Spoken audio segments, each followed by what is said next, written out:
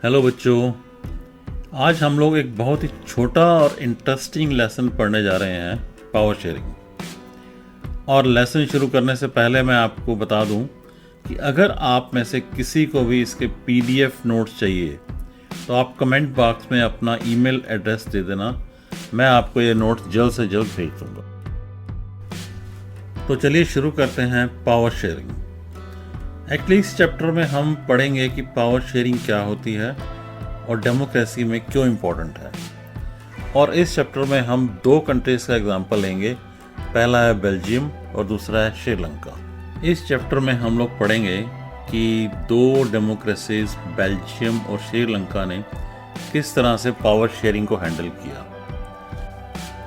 Belgium एक Europe का छोटा सा देश है और इसका अगर एरिया की बात करें तो वो हमारे हरियाणा स्टेट से भी छोटा है। इसके बॉर्डर फ्रांस, नीदरलैंड, जर्मनी और लक्समबर्ग से मिलते हैं और इसकी पॉपुलेशन 1 करोड़ से थोड़ी सी ज़्यादा है, जो कि हमारी हरियाणा की पॉपुलेशन से लगभग आधी है। बेल्जियम की कैपिटल है ब्रसल्स।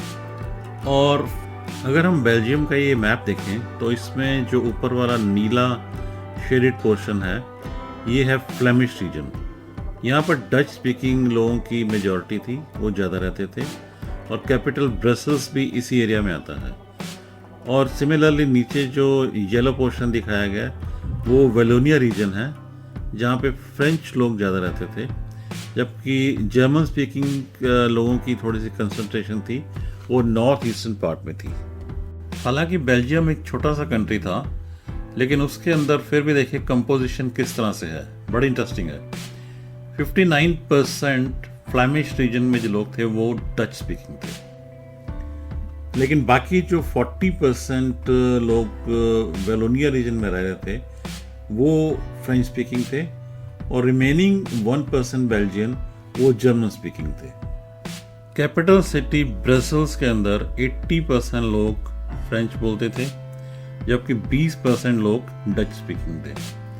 अब इसमें बड़ी अजीब सी हालत है। कंट्री में डच स्पीकर ज़्यादा थे, फ्रेंच स्पीकर कम थे, जबकि ब्रसल्स के अंदर फ्रेंच स्पीकर ज़्यादा थे और डच स्पीकर कम थे। कंट्री के अंदर हालांकि फ्रेंच लोग जो वो माइनॉरिटी में थे, लेकिन वो बहुत रिच और पावरफुल थे और उनको डच लोगों की अपेक्षा इकोनॉमिक डेवलपमेंट और एजुकेशन के बेनिफिट्स ज़्यादा मिल रहे थे। और इसके कारण डच स्पीकिंग और फ्रेंच स्पीकिंग कम्युनिटीज़ के बीच में काफ़ी टेंशन क्रिएट हो गई थी during the period of 1950s and 1960s।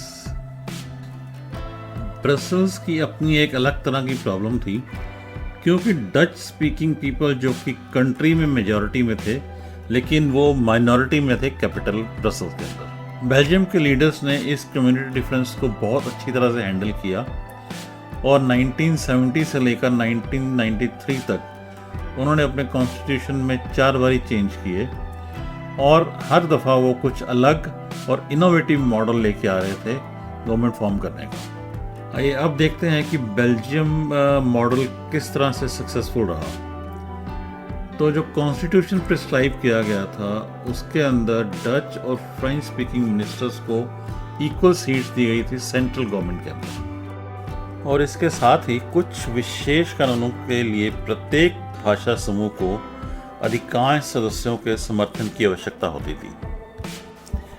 इससे एक फ़ायदा हुआ कि कोई भी सिंगल कम्युनिटी यानी कि फ्रेंच और डच लोग एक यूनिलेटरली डिसीजन नहीं ले सकते थे, यानी कि दोनों का अप्रूवल कहीं ना कहीं ज़रूरी होता था।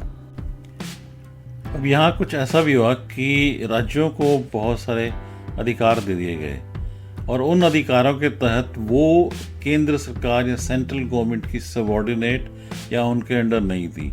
इसका मतलब है कि वो अपने डिसीजन खुद ले सकती थी, उसके लिए उसको सेंट्रल गवर्नमेंट का अप्रूवल की ज़रूरत नहीं होती थी।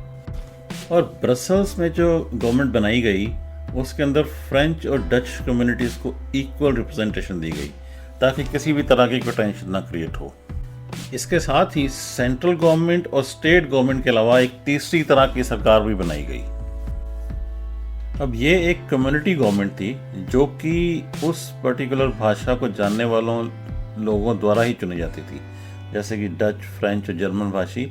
लेकिन इससे कोई फर्क नहीं पड़ता था कि वह कहाँ रहते हैं, बस जो उस भाषा को बोलने वाले थे वो उस सरकार को चुनते थे। कम्युनिटी गवर्नमेंट के पास अपनी ही एक शक्ति थी और अपने अधिकार थे।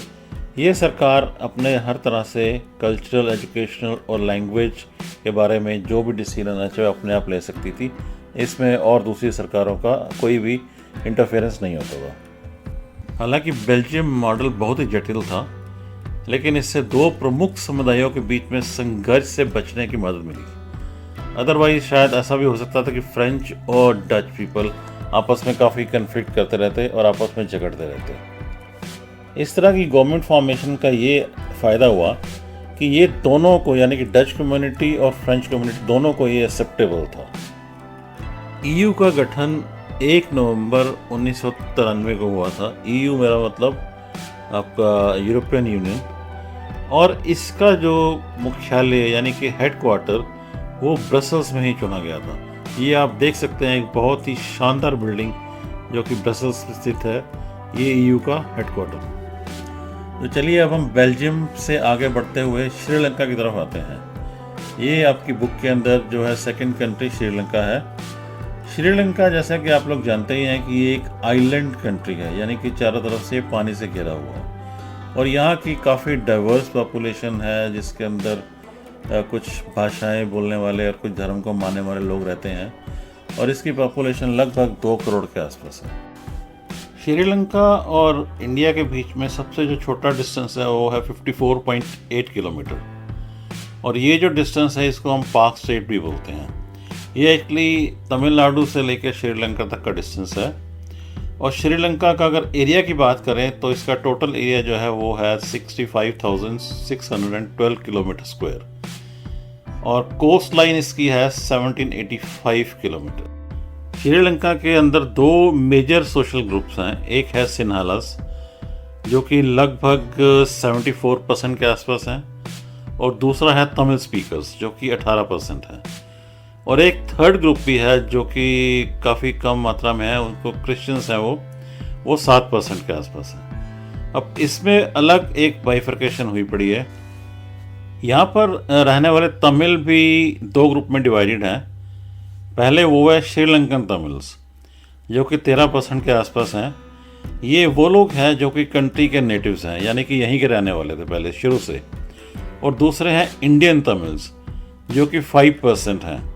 ये वो लोग हैं जो इंडिया से कॉलोनियल पीरियड के दौरान यहाँ पर प्लांटेशन वर्कर के रूप में आए थे और उसके बाद यहीं पे बस गए। श्रीलंका में रहने वाले ज़्यादातर सिन्हाला लोग वो बुद्धिस्ट धर्म के फॉलोअर हैं, जबकि तमिल्स जो हैं वो हिंदू और मुस्लिम दोनों हैं, और क्रिश्चियंस भी तमिल और सिन्हालास दोनों ही हैं। श्रीलंका को आज़ादी 1948 में मिली और उस वक्त सिन्हाली नेताओं ने ये सोचा कि हम लोग बहुमत में हैं, इसलिए उन्होंने बहुमत के आधार पर अपनी सरकार बनाने की मांग की ताकि वो उनका कंप्लीट डोमिनेंस रहे श्रीलंका को। इसका नतीजा ये निकला कि हालांकि डेमोक्रेटिकली इलेक्टेड गवर्नमेंट थी, लेकिन उन्होंने एक सीरीज़ ऑफ मेजॉरिटेरियन मेजर, जिसका मतलब कि अधिकता जिसकी थी उसका एक सीरीज़ चलाई, पूरी श्रृंखला चलाई, और उसके हिसाब से वो सिन्हालिस की जो वो सुप्रीमेसी हो गई और उसमें तमिल्स को इग्नोर किया गया पूरी तरह से। मेजॉरिटेरियनिज्म ये एक ऐसा बिलीफ है जिसके अंदर की जो मेजॉरिटी कम्युनिटी होती है वो माइनॉरिटी कम्युनिटी की इच्छाओं और ज़रूरतों की अवहेलना करती है, यानी कि उसको डिसरिगार्ड करती है, उनके परवाह नहीं करती, और पूरे देश के ऊपर खुद शासन करना चाहती है या खुद रूल करना चाहती है, माइनॉरिटी कम्युनिटी को बिल्कुल इग्नोर करते हो। ये काफ़ी इंपॉर्टेंट है बच्चों। इस पे आप देख सकते हैं कि डिफरेंट लोकेशंस पर सिन्हालिस, तमिल्स, जिसमें श्रीलंकन तमिल्स और इंडियन तमिल्स और मुस्लिम वगैरह की लोकेशन बताई गई है। तो ये आप एग्जामिनेशन पॉइंट ऑफ व्यू से ज़रूर इसको आराम से प्रैक्टिस कर लें। आइए आप कुछ श्रीलंका में जो इवेंट्स हुए उनके बारे में जानते हैं। इसमें सबसे पहला ये था कि 1956 के अंदर एक एक्ट पास किया गया जिसके अंदर उन्होंने सिन्हालिस भाषा को रिकॉग्नाइज़ किया और तमिल भाषा को पूरी तरह से इग्नोर कर दिया। सिन्हालिस भाषा को उन्होंने ऑफिशियल लैंग्वेज बना दिया। और इसी तरह से एक कॉन्स्टिट्यूशन या एक संविधान पास किया गया या निर्धारित किया गया जिसके अकॉर्डिंगली बुद्धिज़्म को वो प्रोटेक्ट करेंगे और उसको आगे बढ़ावा भी देंगे। जब ये सारी नीतियाँ बनाई गई तो उस दौरान तमिल जो लोग थे उन्होंने अपने आप को अलग थलग महसूस किया, क्योंकि सरकारी नीतियों में उन्हें कोई भी पॉलिटिकल राइट्स नहीं दिया गया था। जॉब्स के अंदर कोई उनको अपॉर्चुनिटी नहीं दे रहे थे और उनके साथ पूरी तरह से उनको इग्नोर किया गया था। उनके जो भी इंटरेस्ट थे, उनकी जो भी अपॉर्चुनिटीज़ थो, उनको कर्ब किया गया था। तो इसलिए वो अपने आप को एक तरह से बिल्कुल अलग थलग महसूस कर रहे थे। इन सब की वजह से हुआ ये कि सिन्हालीज और तमिल्स के बीच कम्युनिटीज़ जो थी उनके बीच में रिलेशंस काफ़ी ख़राब हो गए। इसी दौरान श्रीलंकन तमिल्स ने अपनी पार्टीज़ कुछ लॉन्च की ताकि वो अपनी लैंग्वेज को भी रिकग्नाइज़ करा सकें और कुछ रीजनल ऑटोनॉमी यानी कि क्षेत्रीय स्वायत्तता जिसको बोलते हैं वो ले सकें और अपॉर्चुनिटी ले सकें जॉब्स के अंदर, एजुकेशन के अंदर, और अपने आप को भी सिन्हालीज के बराबर प्रूव कर सकें। लेकिन उनकी डिमांड जो है बार बार गवर्नमेंट द्वारा रिजेक्ट की। 1980 तक बहुत सारी पॉलिटिकल ऑर्गेनाइजेशन बनाई गई जो कि एक इंडिपेंडेंट तमिल एलम स्टेट की मांग कर रहे थे, नॉर्दर्न और ईस्टर्न पार्ट श्रीलंका के। इस तरह से अब दोनों समुदायों के बीच के अंदर एक बहुत ही अविश्वास पैदा हो गया, जो कि एक पूरी तरह से कन्फ्लिक्ट और सिविल वार के अंदर कन्वर्ट हो गया। सिविल वार मतलब गृह युद्ध, जिसके अंदर देश के अंदर ही लोग आपस में लड़ते रहते हैं। और इसका नतीजा ये निकला कि दोनों ही समुदायों के हज़ारों लोग मारे गए। इस गृह युद्ध के कारण बहुत से लोग बेघर हो गए और बहुत सारे लोग शरणार्थी बन के दूसरे देश में माइग्रेट कर गए, क्योंकि उनके पास अपने यहाँ पे कुछ भी कमाने का साधन नहीं बचा था।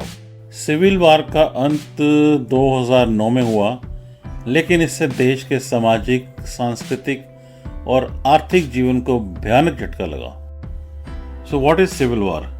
Actually, civil war is a violent conflict between opposing groups within a country that becomes so intense that it appears like a war.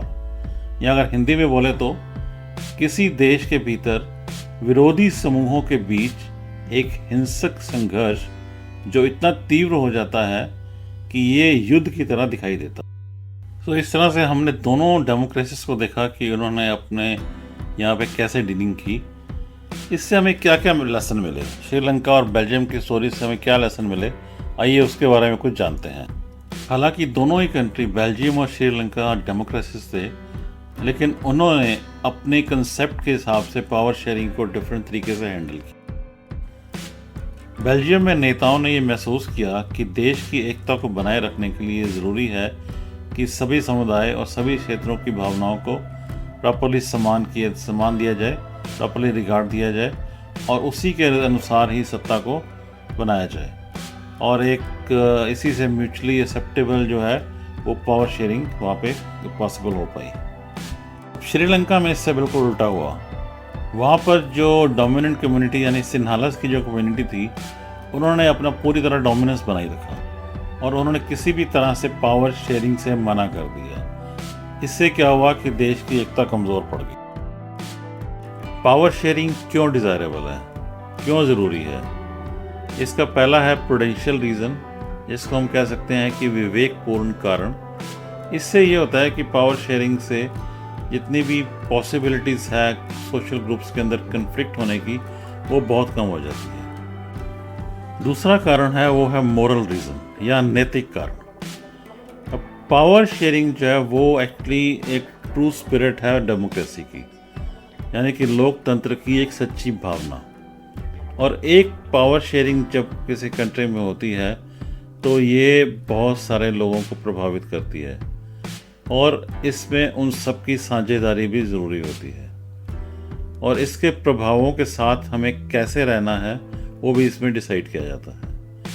लोगों पर इस बात के लिए भी परामर्श करने का अधिकार होता है कि उन्हें किस तरह का शासन चाहिए या किस तरह की गवर्नेंस चाहिए। प्रूडेंशियल रीजन जो है वो स्ट्रेस करते हैं पावर शेयरिंग के ऊपर कि ये एक अच्छे आउटकम्स लाएगी, यानी कि इससे सुखद परिणाम होंगे। और प्रूडेंशियल रीजन जो होता है वो गेन्स और लॉसेस की कैलकुलेशन के ऊपर ही आधारित होता है। मोरल रीजंस वो एम्फेसाइज करते हैं कि पावर शेयरिंग जो है वो हमेशा एक बहुत ही मूल्यवान चीज़ है, बहुत ही वैल्यूबल है, लेकिन इसके डिसीजंस जो होते हैं वो पूरी तरह से नैतिक विचारों पर आधारित है या मॉरल कंसिडरेशन पर आधारित होते हैं। हम में से ज़्यादातर लोग ये मानते हैं कि शेयरिंग पावर का मतलब है कि पावर को डिवाइड कर देना, और पावर को अगर डिवाइड कर देंगे तो इससे कंट्री वीक हो जाएगा। और यही चीज़ पास्ट में भी होती थी।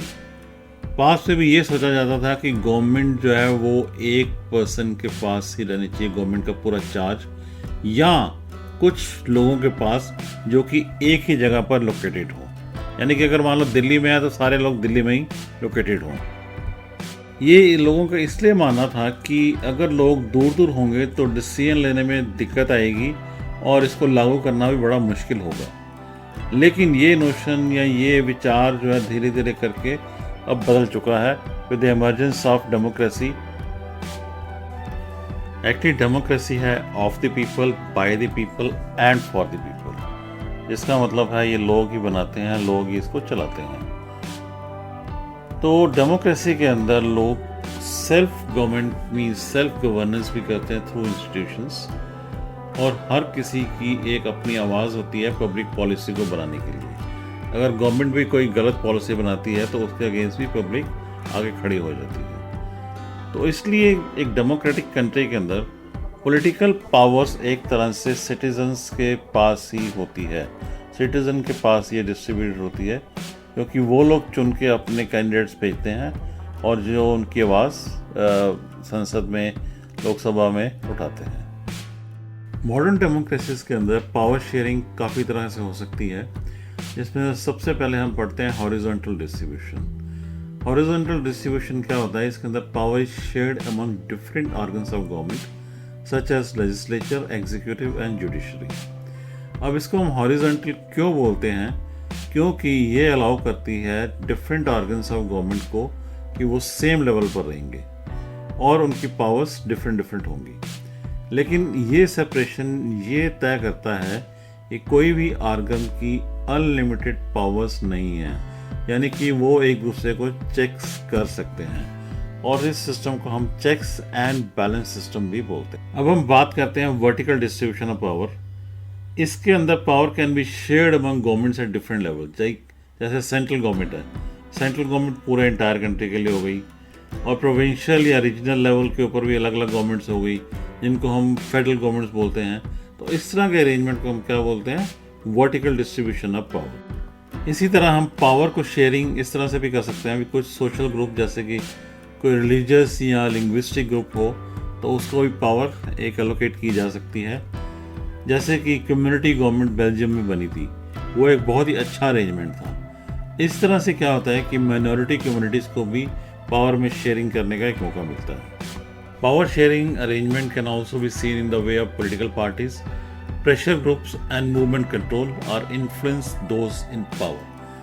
तो ये सब भी अपनी तरह से एक तरह से पावर शेयरिंग करते हैं, चाहे वो पॉलिटिकल पार्टीज हों, प्रेशर ग्रुप्स हों या मूवमेंट कंट्रोल के हों। जब दो या दो पार्टीज एक अलायंस करके कंटेस्ट करती हैं इलेक्शन को, and if they are getting elected they form a coalition government, और उसके केस के अंदर भी दोनों में पावर शेयरिंग का एक समझौता होता है, जिसके अंतर्गत डिफरेंट मिनिस्ट्रीज को डिफरेंट पार्टीज के लोगों को एलोकेट किया जाता है। मुझे पूरी उम्मीद है कि आप सब लोगों को ये चैप्टर बड़ी अच्छी तरह से समझ आ गया होगा, लेकिन फिर भी मैं कहूँगा कि आप एक बारी NCERT को जरूर स्टडी करें, क्योंकि ज़्यादातर क्वेश्चन आपके NCERT के आते हैं। हालांकि इसमें भी जो कोर्स मैंने कवर कराया है वो सारा NCERT से ही लिया गया है। और अगर आपको ये पसंद आया तो प्लीज़ लाइक, शेयर और सब्सक्राइब कर दीजिए, और अपने कमेंट्स पे ज़रूर देना। और अगर आपको PDF नोट्स चाहिए तो उसके लिए भी आप अपने कमेंट में ईमेल लिख देना, मैं आपको जल्द से जल्द भेज दूँगा। Thank you.